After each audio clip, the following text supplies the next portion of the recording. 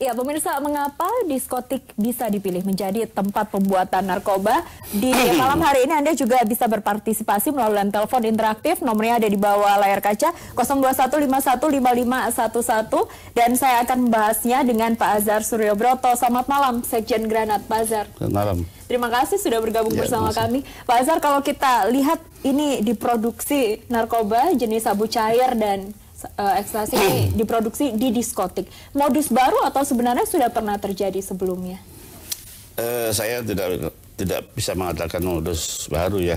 Mungkin baru ini yang terungkap ya. Oke. Kita kembali lagi bahwa apa MG itu ya. Saya sudah menanyakan juga kepada masyarakat sekitar. Ini mulai kapan berdirinya MG? MG itu sudah ada sebelum ada kerusuhan dulu. Ya. Pada kerusuhan kan tahun 97 kan, habis, itu sudah habis terbakar. Nah, sudah selesai, habis, sudah tutup. Tahun 80-an dia bangun lagi. Nah, kemudian customer-nya itu sebetulnya dari kalangan yang lower ya, mungkin pengemudi, mungkin para pedagang-pedagang itu kan di daerah sekitar itu ya.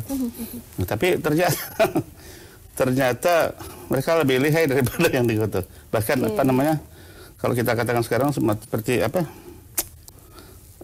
Kayak Samsat lah, ya kan semua ada kan, apa tuh layanan serba one stop gitu ya, semua ada di sana. Jadi mulai meraci bahan bakunya sampai kepada customernya, sampai kepada juga, pemakai juga kan.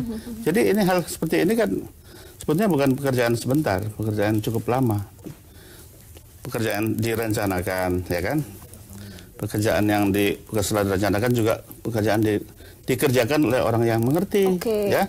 Kemudian customer-nya juga pasti customer-nya juga orang-orang yang tidak bukan customer pemula. Baik, ya. artinya sudah terorganisir dengan jadi baik. akhirnya itu merupakan satu komunitas tersendiri. Ini ya. Di ujung telepon sudah ada yang bergabung bersama kami, Pak Azhar. Selamat malam. Malam. Halo. Ya, selamat malam. Ya, dengan siapa di mana? Pak Syahril, Jakarta Selatan. Pak Syahril, silakan. Ya, yang pertama ini saya tanyakan, kemana saja selama ini itu badan pengawas daripada jenis-jenis hiburan ini. Jadi itu yang pertama sekali. Yang kedua, saya mengharapkan segera dilakukan hukuman yang seberat-beratnya. Kalau perlu itu pemiliknya dihukum mati gitu. Jadi ada efek jerah. Ada efek jerah bagi diskotik-diskotik lain yang bermain-main. Saya kira ini merupakan buih lah gitu ya di permukaan laut gitu. Saya kira boleh dikatakan tidak hanya di ibu kota Jakarta, tapi juga di daerah ini juga berjangkit seperti ini. Masalahnya pengawasannya tidak begitu efektif. Karena begitu datang, kasih amplop, pergi, sudah selesai. Oke, kita sudah menangkap pertanyaannya. Kita bicara teori, Pak ya. Nah, jadi itulah kira-kira. Jadi kembali lagi kami inginkan hukum seberat-beratnya. Hukum seberat-beratnya kalau perlu hukum mati. Terima kasih. Ya, terima kasih Pak Syahril. Ini Pak Azhar ditanyakan kemana saja pengawas. Oh iya, saya setuju tuh. Ini kan sudah cukup lama kan. Berarti ada aturan.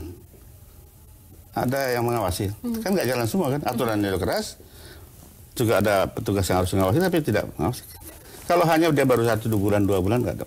Ini sudah bertahun-tahun. Dari informasi yang kami dapatkan, petugas seperti dari kelurahan, Pak Lurah datang itu ditutup, tidak bisa masuk, beberapa kali sudah dicoba, tapi dipastikan izinnya akan dicabut karena ditemui pelanggaran. Apakah ini sudah efektif, Pak Azhar? Gini, saya kira begini ya. Saya mungkin tahun yang lalu ya di tempat ini juga, Jak TV ya. Ada ya sebelum pemilu itu ya, kita pernah berdiskusi mengenai tempat-tempat hiburan di Jakarta ini ya. Ini salah satu yang bahwa bagaimana caranya untuk menekan jumlah korban, juga menekan jumlah peredaran. Dulu kita sudah berani menyatakan bahwa tempat yang paling rawan adalah tempat-tempat hiburan ya. Antara yang inilah seperti diskotik atau karaoke dan sebagainya. Nah gini, kita tidak menjudge siapa salah satu. Tapi bagaimana kalau cara menertibkannya itu begini. Kita mengadakan seperti hair registrasi ya. Ya. Semua untuk sementara ditutup. Untuk sementara ya, bukan berarti. Untuk sementara ditutup, mari kita mulai dengan hal yang baru.